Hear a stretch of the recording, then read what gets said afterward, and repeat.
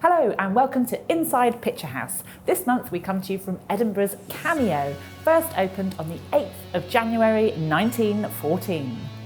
On this month's show, two red balloons can only mean one thing. TV treasure gets the feature treatment, cultures clashing across one family, survival and coming of age. Plus, Picturehouse news, and our in focus this month is The Last Tree, hailing a new dawn for British cinema. To the losers. 2017's It had one of the biggest openings for a horror film in modern box office history.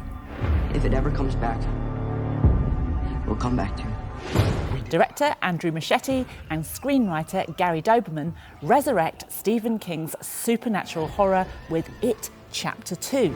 We need to finish it. The town's children are disappearing again, and after 27 years, the Losers Club must regroup. A bold, brave and heartfelt horror with an A-list ensemble cast including Bill Skarsgård, James McAvoy, Jessica Chastain and standout Bill Hader.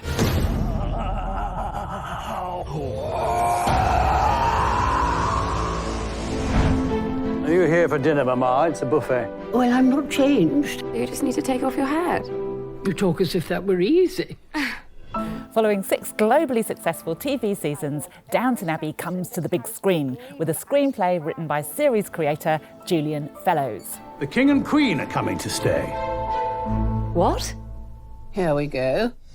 Having chronicled the lives of the aristocratic Crawleys from 1912 to 1926, the story picks up in 1927 with the announcement of a royal visit.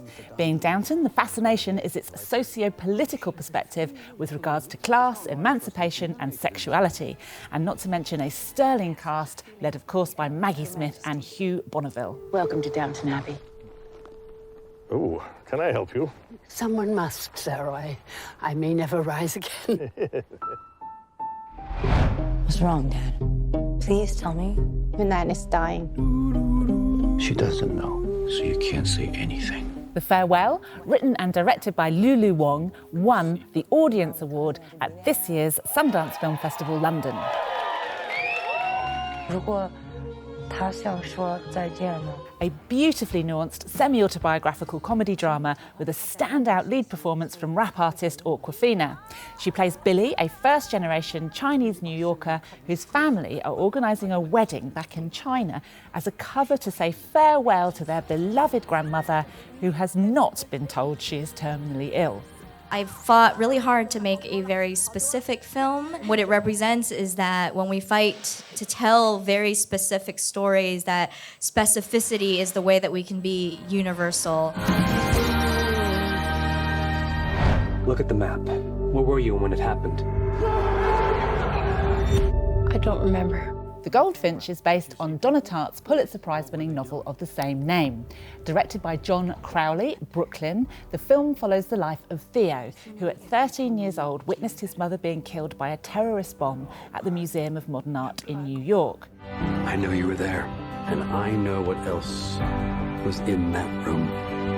Consumed with guilt and grief, his life is spent desperately trying to make sense of his loss, with only the picture of the priceless goldfinch that he took at the time of the attack providing solace. Nicole Kidman and Ansel Elgort star.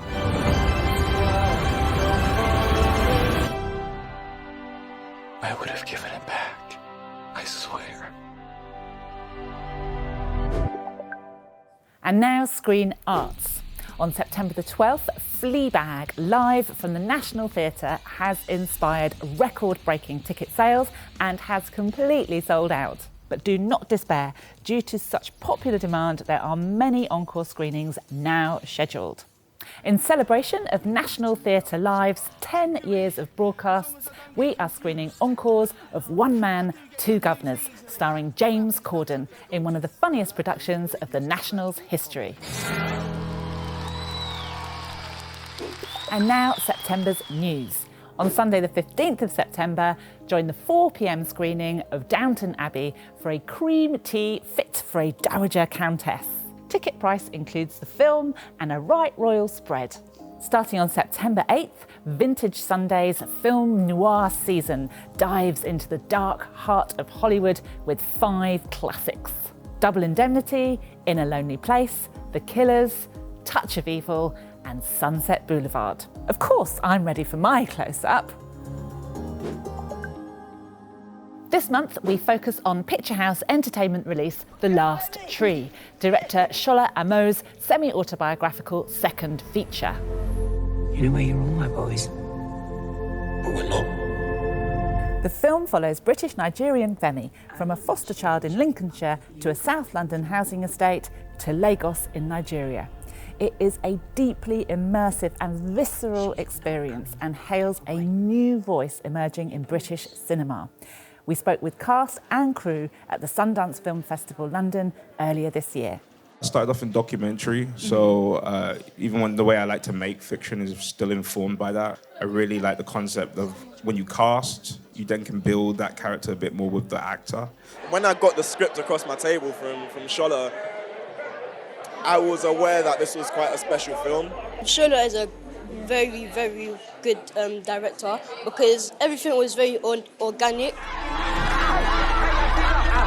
miss you.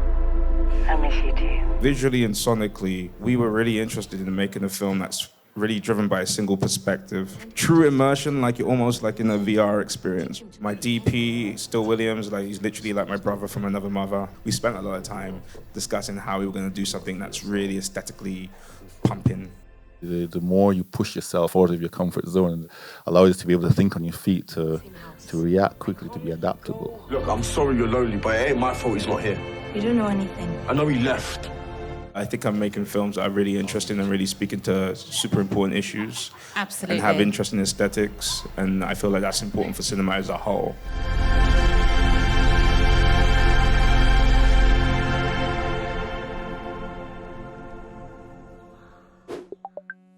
The Cameo was originally the King's Cinema and is one of Scotland's oldest cinemas, retaining much of its original splendour and character, and still showing 35mm. We've had all sorts of people through the doors, from royalty to Hollywood royalty, and Tarantino was here with Reservoir Dogs. Sean Connery was here to open the bar, and this became the first licensed cinema in Scotland. We also held the world premiere of Trainspotting. We like to keep the 35mm going, so we have a season called Keeping It Real, and once a month we're going to have a 35mm film, starting with Taxi Driver in September. People who know film and enjoy old school cinema will come here for that very reason. That's it for September. Pick up a copy of our brand new Picturehouse Recommends at your local Picturehouse and become a member for a bunch of extra benefits. See you again in October.